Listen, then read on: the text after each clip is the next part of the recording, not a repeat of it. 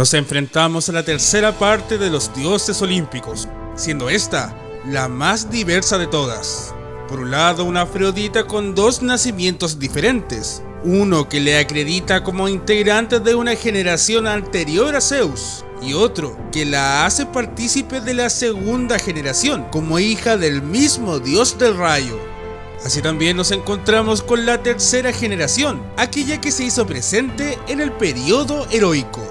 Conoce entonces los relatos de Afrodita, Hermes y Dionisio a través del siguiente video que titularemos Los 12 dioses olímpicos, el nacimiento de Afrodita y los dioses de la tercera generación.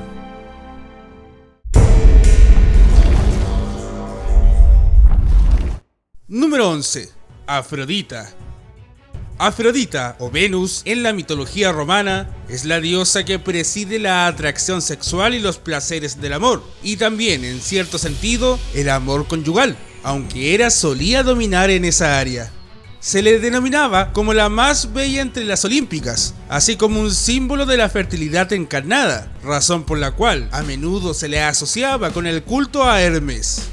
Su belleza fue inspiración de muchos artistas y más de una vez fue tema de conflicto al ser comparada con otras diosas, tal como se nos presenta en el popular juicio de París, quien le elige por sobre Hera y Atenea como la más bella, un riesgo que tomó motivado por la promesa de Afrodita, la de entregarle a Helena de Troya, la mortal más bella. Esta situación además propició la famosa guerra de Troya.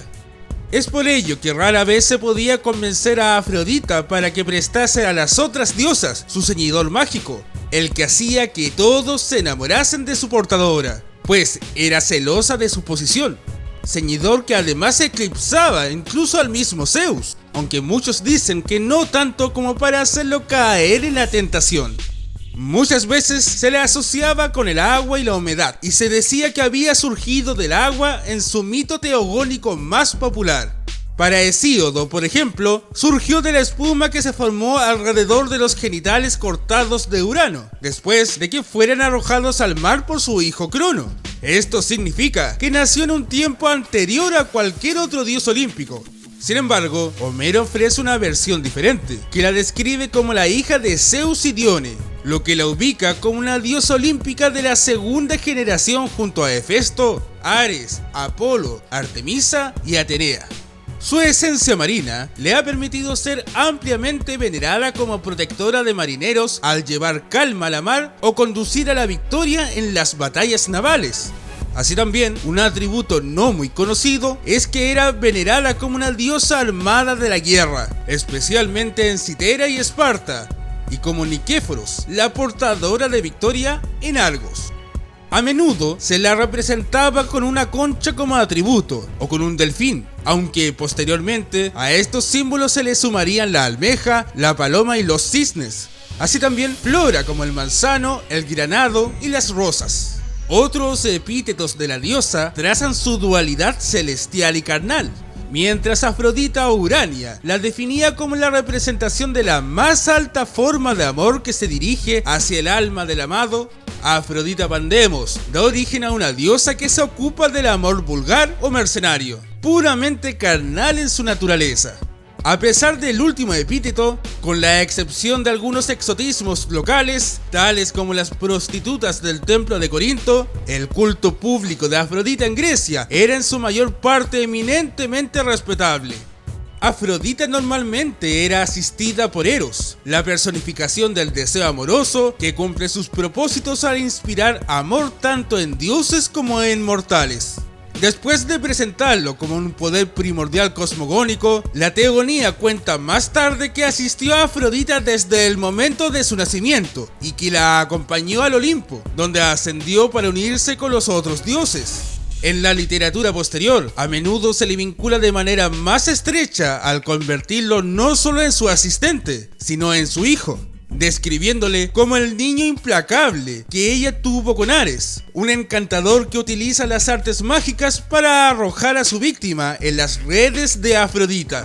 Quizás es por esta estrecha relación que Afrodita fue la primordial antagonista del amor que Eros y Psique se profesaban.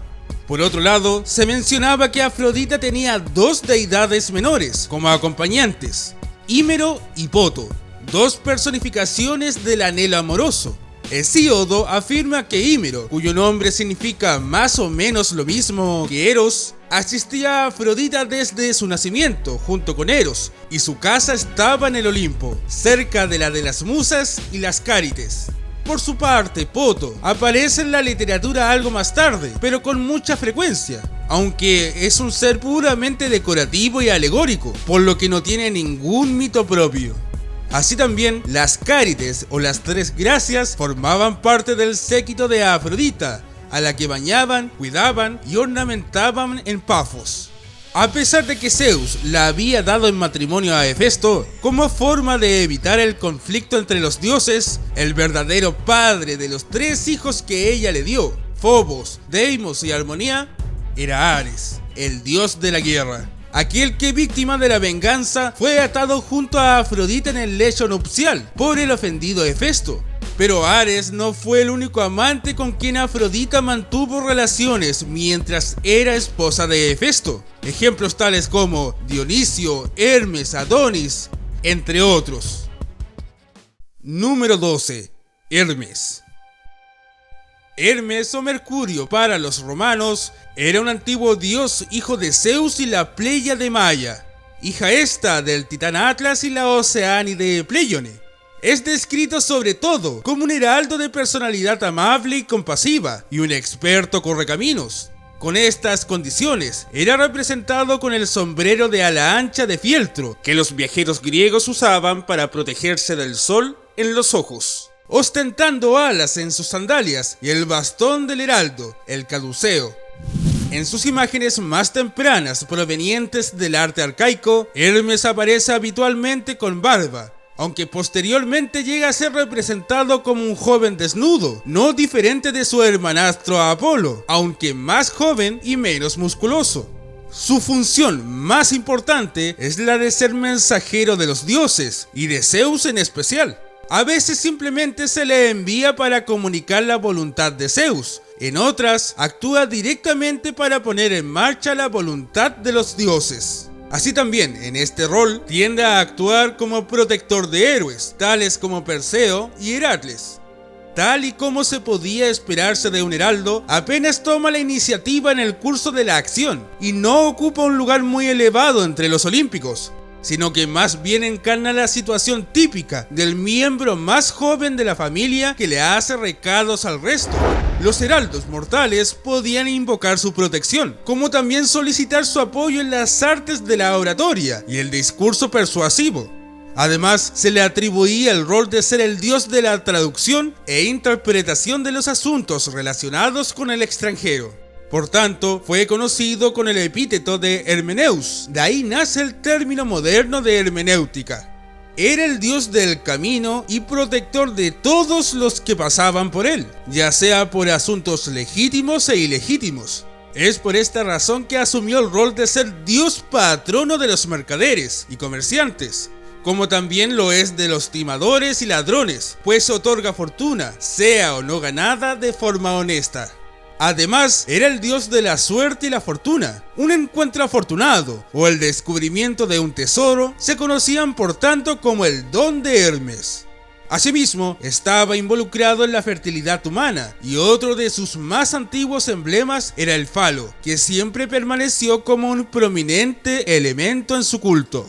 Como dios asociado con los límites y su transgresión, era capaz de atravesarlos y así ayudaba a otros a cruzar la línea que separaba el mundo de los vivos del de los muertos. Su labor era en este aspecto excepcional entre las deidades del Olimpo, que generalmente evitaban todo contacto con la muerte y los muertos.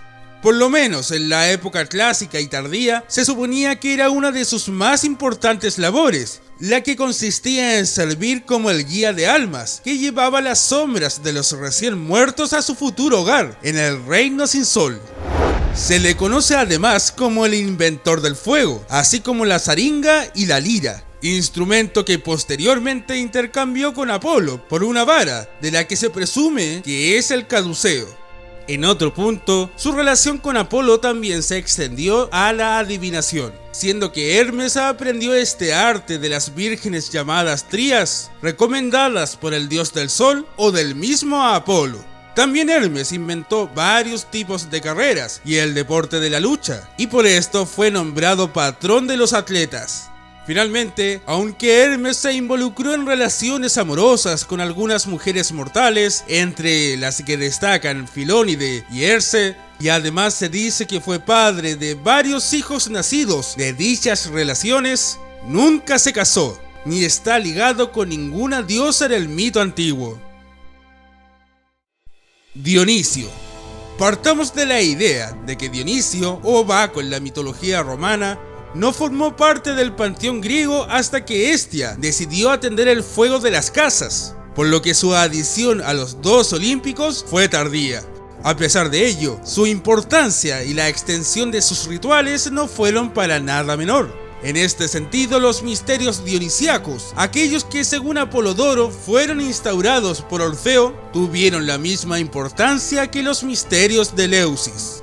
Dionisio era el dios de la fertilidad, el vino y el éxtasis, siendo que por estas atribuciones también es conocido como el libertador, el Eleuterio, ya que en sus fiestas dionisíacas la pasión, la locura y el desenfreno inundaban sus desinhibidos rituales.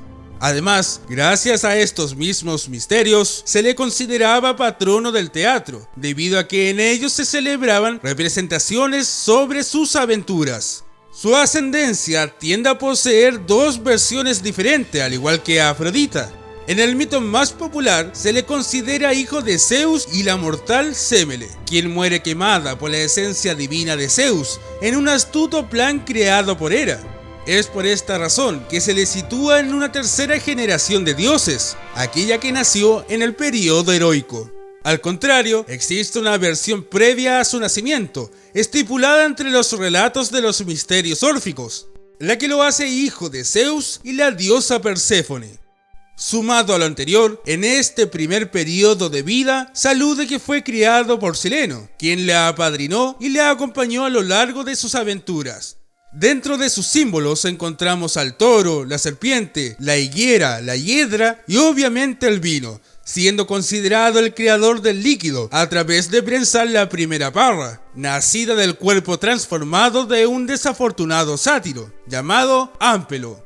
Por otra parte, lleva el Vasjaris, o piel de zorro, simbolizando la viña y la fauna. En este sentido, su lado salvaje y lascivo permitía que estuviera estrechamente asociado con los sátiros, centauros y silenos. Además, a menudo aparece montando un leopardo, llevando una piel de leopardo o en un carro tirado por panteras. Y también puede ser reconocido por el tirso, coronado con una piña.